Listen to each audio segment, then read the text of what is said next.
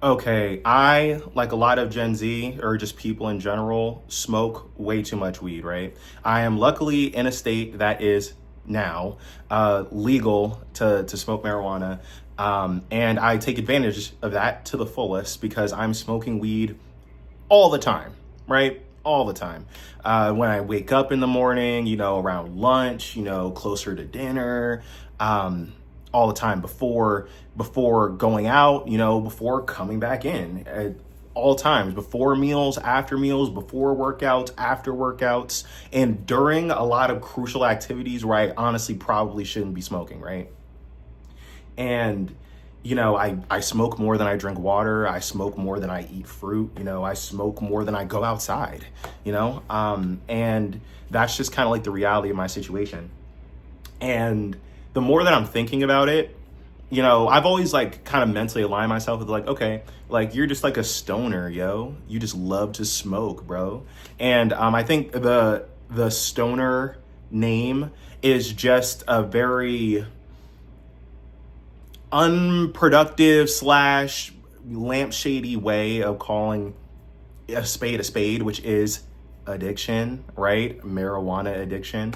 And even part of me just kind of like resists that term, because like, oh, marijuana addiction, like, oh, okay, like, you know what I mean? All right, like, is your life really radically messed up because of that? Maybe, depending on who you are. I'll get to that more in a minute, but yeah, like that is what it is, and I follow a lot of like weed communities online, mostly on Reddit, couple 420, channels on YouTube. And all of them kind of the people that run them or just like the communities will say like, yeah, like I just need weed in order to get through my day. Like it's just such a huge part of what gives me control over what's going on with me. And part of me is like, hell yeah, like that sounds completely accurate to me. But another part of me is like, dang, yo, that's kind of sad. And I'm experiencing it as well. You know what I mean? I'm experiencing it as well. And it's tricky. It's tricky because weed has definitely given me a lot of great times, right? I started smoking weed when I started dating this girl in high school she was like this white girl, and her parents were from like California or something. And they would let her throw parties and smoke weed in the hot tub and stuff. And by some miracle, she was into me. Okay, I'll take it, right? By some miracle, she was into me. So I got to live that cool parent lifestyle. And also, mind you, this is 2017. Weed is highly illegal in New Jersey at that time. And also too, I was a very nerdy kid up to that point. I still am a nerdy kid, nerdy man, I guess. But that was just very out of my character to do until my senior year of high school when I started.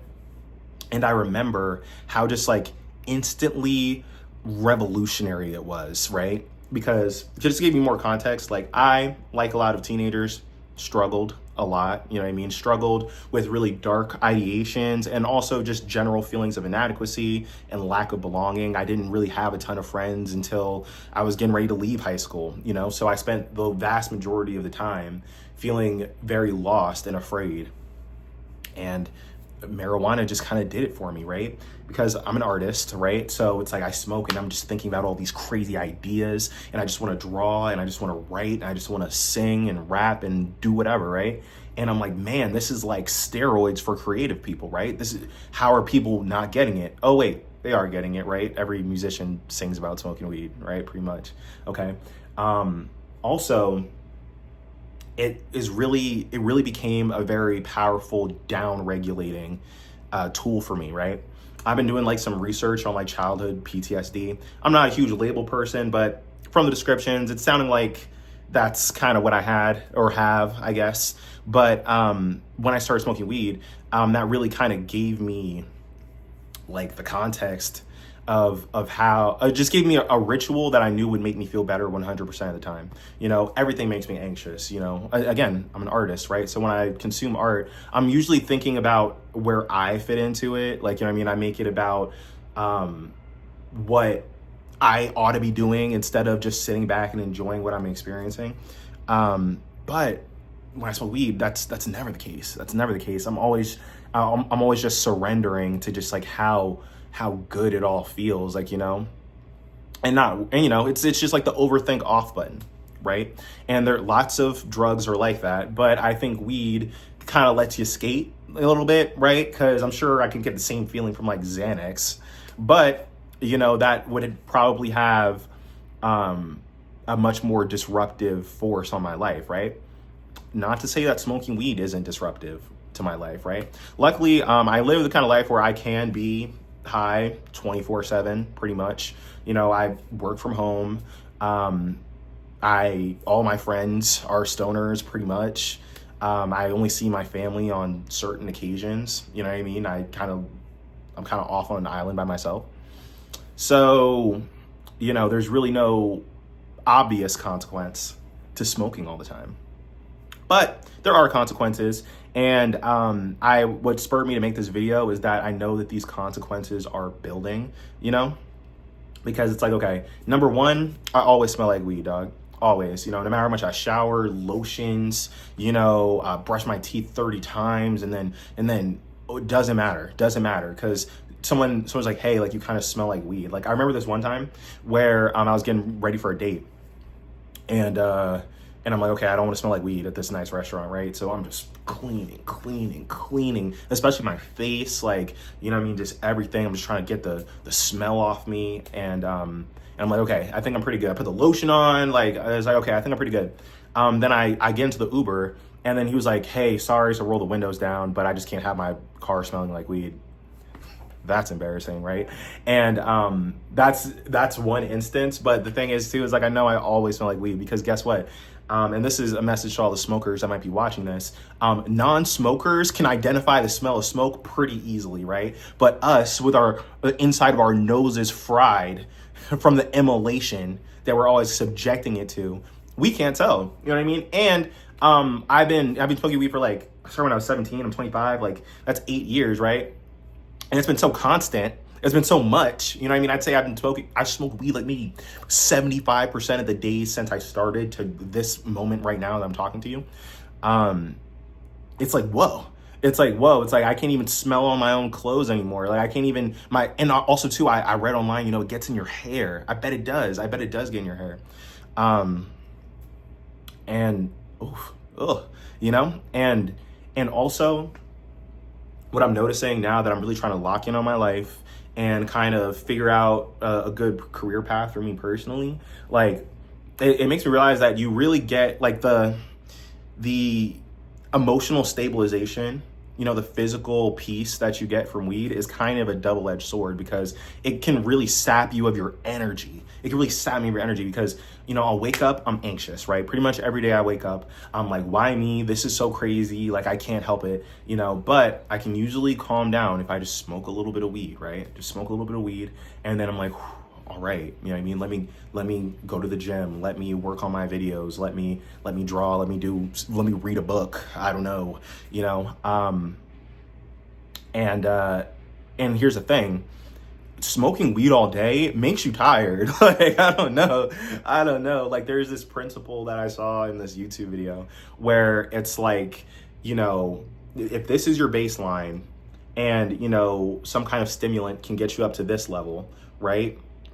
You can't keep going higher once you've already hit that level. There's only one thing to do, and that's come down. But when you're coming down, it's not going to be to the same baseline. It's like you're going to have to lose more than you got in order to eventually rise back up to a baseline. And that sounds like a philosophical concept, but it's really more of a biological one. It's like your brain can only release the weed chemicals so much before it's tapped out, and you can't even, like, you know, you're just kind of greened out, right? And that's also a more common problem that I've been running into more recently, where it's like I'll have these stretches where I don't have weed for whatever reason. Either I'm waiting to get paid, or I'm trying to take a break or something, and I'll duck below that baseline and just feel really, really terrible. But when I get that, when I finally get some more bud, I'm like, okay, I'm back in action. My brain can function again. Then here's the problem. Like, like I feel like my baseline is getting smaller, right? It used to be up here. Like when I was in high school, I used to smoke, it used to be up here. But now it's like down here where it's in to the point where it's like I feel like it's almost at the baseline again. So it's either I'm down here or I'm up here. And again, if you were ever addicted or currently addicted to anything else, that's like the textbook definition. You need it to feel normal, right? And people are addicted to lots of things, more destructive things, right? More destructive things. Like even I would say like even like your phone is probably more destructive than like a marijuana addiction, right? But the principle is the same. And once elephant in the room here, smoking all the time isn't very healthy. It's not what our bodies were biologically designed to do. You're wreaking havoc on your body smoking anything, right? I was vaping for a little bit. I'm gonna get my vape fixed so it's a little bit more healthy, but you get me, right? So these are consequences. These are consequences that are long term, and short term and medium term. They're consequences, right? That can't be ignored. But here's the thing: am I gonna stop smoking weed? Am I gonna chill out? No, I am not. I am not going to do that. And this is where the stoners might kind of relate to this again, because it's like at the end of the day, marijuana is spiritual for me. Okay, it's spiritual for me. It's like a part of my self-help. You know what I mean? I've had like the most poignant thoughts, like the most revelatory moments while I was high, right? And also too, I think your biology is kind of out to get you sometimes, because at the end of the day, your brain is wired for survival, right? Thanks, brain. Thanks for keeping me alive. But survival is a constant state of panic. Survival is a constant state of resource management. Survival is a constant state of fight or flight, right? And if you're like me, then those wires got crossed in your brain a little bit, and you are just constantly in that state. And marijuana really helps that. And it helps that because it's science. You know what I mean? It's science. It's like your brain just can't produce the chemicals to make you scared. Like, you know what I mean? Except for rare occasions. I'm not really like a paranoid smoker. If that is you, then this video might not be for you, honestly. But yeah, like, and the thing is, it's like another challenge of it, but another reason why like I would never really want to give it up is that I really met some of the best people smoking weed, right? You know what I mean? And look, I've dibbled and dabbled with other stuff, right? And I'll dibble and dabble depending on the situation, right? But I would never like consume any other substance the way that I do marijuana, just because I don't know. It's like, it's just my thing. Like it's just my thing. And it's such a low barrier of entry for all my psychonauts out there, that it's like very easy to still meet normal people, right? Like, I go to raves and stuff. The people that are like bumping ketamine are a little tweaky. Not always, right? Not always. But if like you do that all the time, it's like that, like, you know what I mean? Or any drug that is a little bit harder or a little bit more physically addictive, it's like the addicts of those take on a lot more aggro traits. You know what I mean? I'm not trying to throw rocks from my ivory tower here. You know what I mean? This is supposed to be about self-acceptance here, but I think what I'm saying here. It's like you're sniffing up powder all day. Like you're probably gonna be a tweaker. You're probably gonna be really mean or angry or whatever. Pot has its own stereotypes, but you get what I'm saying here. It's pretty low. There's a reason why it's getting legalized. It's really not that huge of a deal. And I don't know. And the thing is, and I'll wrap it up by saying this, right? Weed's probably the best friend that I have. It's really the best friend that I have. Mary Jane, she's never let me down. You know what I mean? The only time she let me down is when she wasn't around, For real, because, no one's ever made me feel more assured. No one's ever made me feel more safe, and I can run into her anywhere and have a good time with her. And, I don't know. And I'm almost grateful that I found it, because if I was one of these people that, I'm too good to smoke weed, where would I be? Maybe in the ground. To give you a dark thought, maybe in the ground, maybe in the ground. Am I better off? Because I found this thing that kind of makes the days go by a little bit easier? I would say I am. I would say I am. And don't be like me. You know what I mean? This isn't really like a video about advice. It's really just me tattling on myself.